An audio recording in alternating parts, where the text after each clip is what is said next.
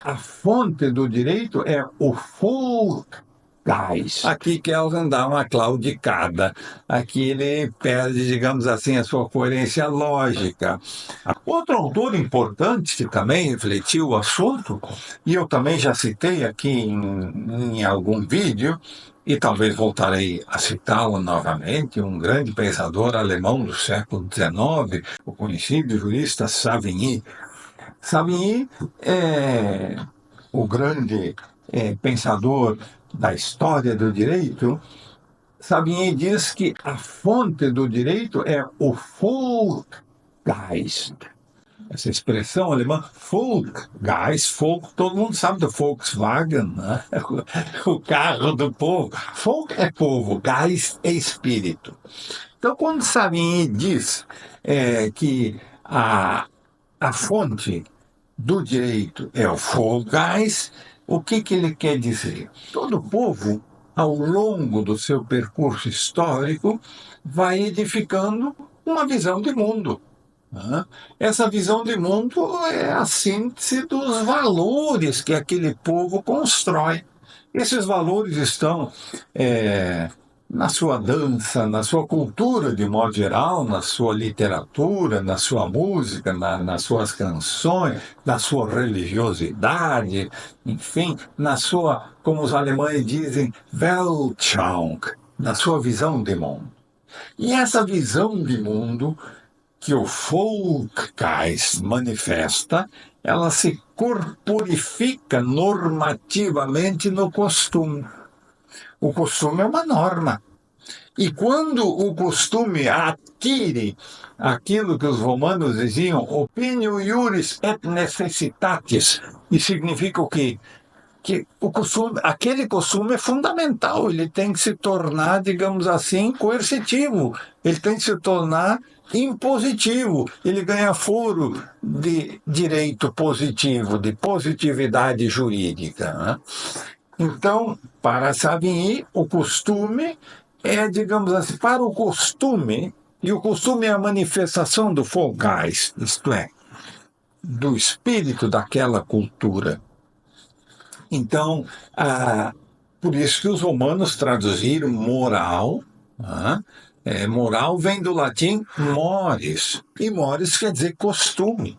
Então, na tradição cultural do Ocidente, pode-se dizer, o costume está identificado com aqueles valores que são a expressão da essência de um determinado povo, de uma determinada cultura. E essa essência, para Savigny, se manifesta no Volksgeist, no espírito do povo. E esse espírito do povo normativamente se corporifica no costume. E o costume é o direito. Então, para Savigny, a fonte do direito e a fonte da normatividade jurídica, a fonte do direito positivo é o costume. E assim, como estamos vendo, essa temática da fonte do direito ocupou a reflexão dos principais juristas da cultura ocidental. Estou aqui citando alguns, inclusive o grande pensador positivista do século XX, o já citado aqui no vídeo anterior, e que causou uma grande influência em toda a cultura jurídica ocidental e fundamentalmente na cultura jurídica brasileira, nosso ilustríssimo Hans Kelsen.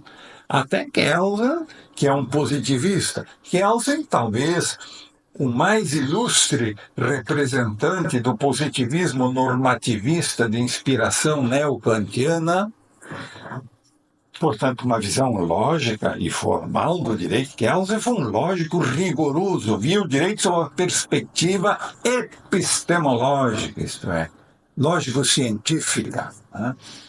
Para Kelsen, o direito não tem um fundamento axiológico, como eu estou aqui defendendo. Os que estão acompanhando os nossos vídeos me vêm aqui defender que o direito tem um fundamento ético-axiológico. Eu tenho insistido nisso. Para Kelsen, não. Kelsen não acha que isso não tem nada a ver com o direito. O direito tem um fundamento lógico-epistemológico. Né? Mas mesmo pensando assim, Kelsen parou para refletir a questão da fonte do direito. da onde que vem o direito? E Kelsen criou uma hipótese para explicar isso.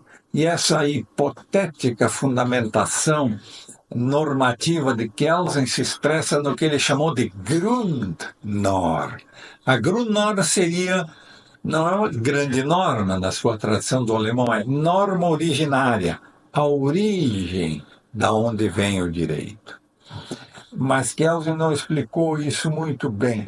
Mas vamos aqui tentar, assim, uma brevíssima síntese, tentar elucidar o que Kelsen quis dizer com isso. Vejam, para Kelsen, o que determina o sentido do direito é a norma que o Estado impõe. Se as pessoas obedecem à norma que o Estado impõe e ela estabelece a ordem, diz Kelsen, é direito. Então, por exemplo, a pena de morte é válida? Se perguntava, Sr. Kelsen, a pena de morte é uma coisa válida? Kelsen dirá, sim, ela é válida e legítima se for prolatada por uma sentença judicial. Se uma sentença judicial determina a pena de morte, isso está correto, isso é legítimo, isso é válido. Mas de onde vem a validade, o fundamento de validade dessa sentença que determina a pena de morte como jurídica, diz Kelsen?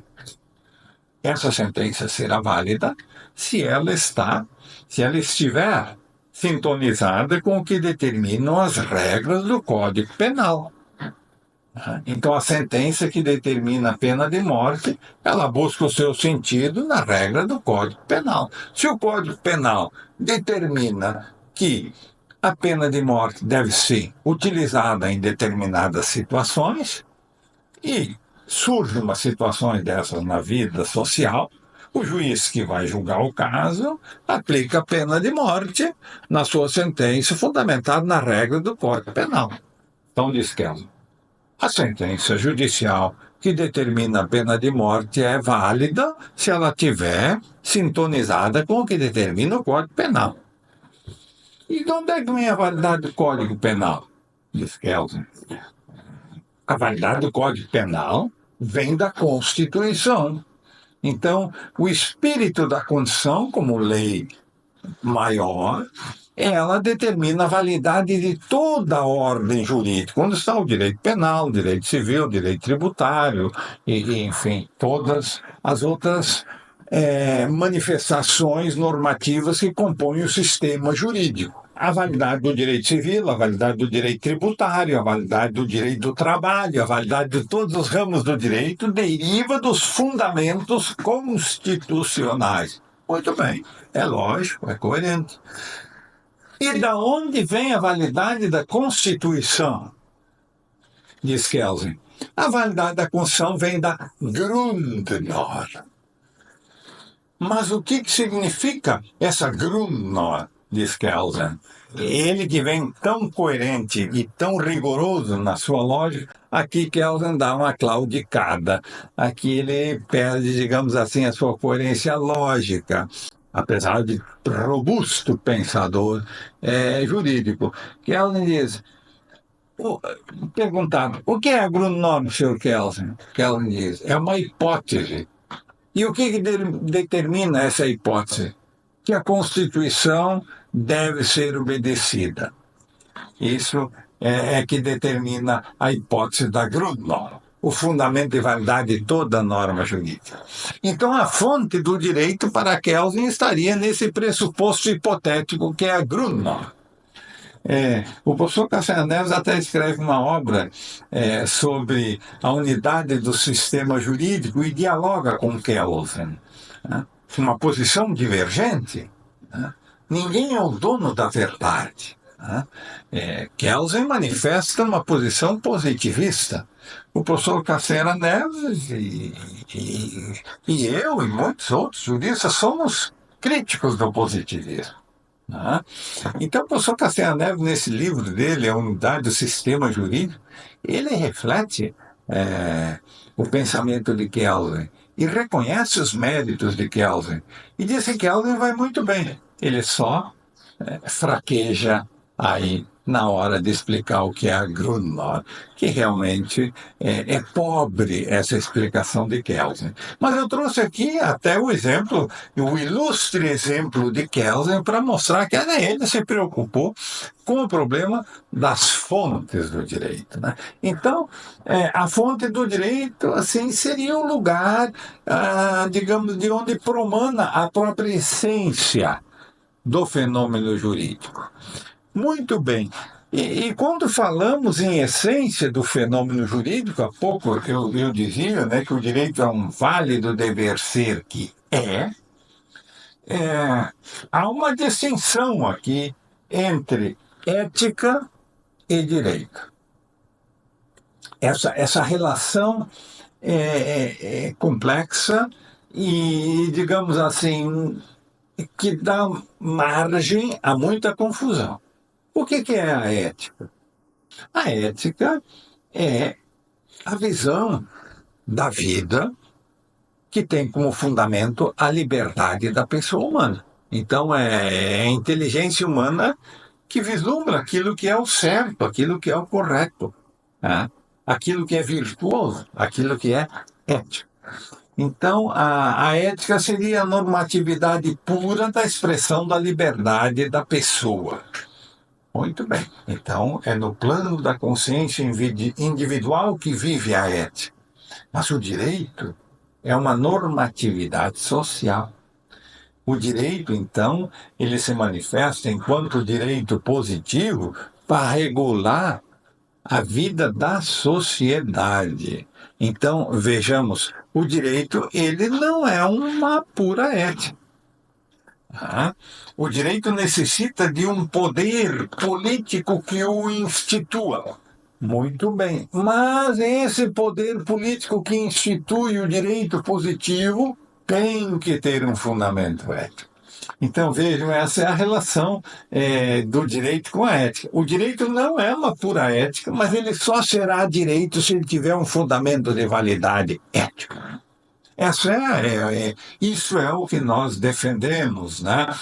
Que eu tenho defendido aqui nos vídeos do nosso canal. Posição também que o meu mestre Coimbra defende com grande profundidade. E por isso nós somos críticos do positivismo jurídico. Por quê? E qual é a fonte do direito na concepção do positivismo jurídico? Como o positivismo jurídico vê o problema da fonte do direito?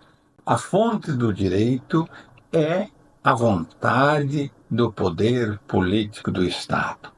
Ali na vontade do poder político do Estado, como diziam os antigos romanos, na potestas prescritiva do poder político do Estado, eis a fonte do direito. Então, a fonte do direito seriam as formas como se manifesta a potestas prescritiva do Estado, isto é, a vontade do poder político do Estado. Então, isso é o direito para o positivismo. Então, o direito é aquilo que o Estado determina, em outras palavras mais simples. Então, vejam, diz o professor Castanhas Neves, com que eu estou muito de acordo, essa não é a maneira correta de refletir o problema das fontes do direito. Por quê? Porque isso é a redução da fonte do direito e da ideia de direito à força do poder político. E como eu tenho dito inúmeras vezes, ao longo dos nossos estudos e dos nossos vídeos, que nem sempre a vontade do poder político instituída constitucionalmente e legitimamente instituída muitas vezes, ela nega o direito. Ela nega o direito. Então, o que constitui a fonte do direito, isso é aquilo que manifesta a essência do direito, não é a força. O que é, então? O fundamento de validade ético. Esta é a fonte do direito, né? O fundamento de validade ético que busca organizar a vida social, respeitando a liberdade e a dignidade ética da pessoa humana. Agora, então, aqui a minha modesta contribuição pessoal nessa reflexão. Eis aqui a fonte do direito. Então, o que dá sentido e legitima a obrigatoriedade do direito, lembramos sempre, né? O direito é o fenômeno cultural que encarna uma positividade normativa coercitiva, isto é, impositiva. Sim, isso é verdade. Mas não é isso que legitima a simples coercitividade do poder político, e sim a ética. Né? Então, o direito só será direito se ele respeitar o fundamento de validade axiológico normativo. E esse fundamento de validade é ético. Eis a verdadeira fonte do direito. Então, nós vamos seguir refletindo como isso se manifesta na vida diária das pessoas, na organização do Estado, na organização da vida, na estrutura do poder judiciário, em tudo que compõe o universo da juridicidade.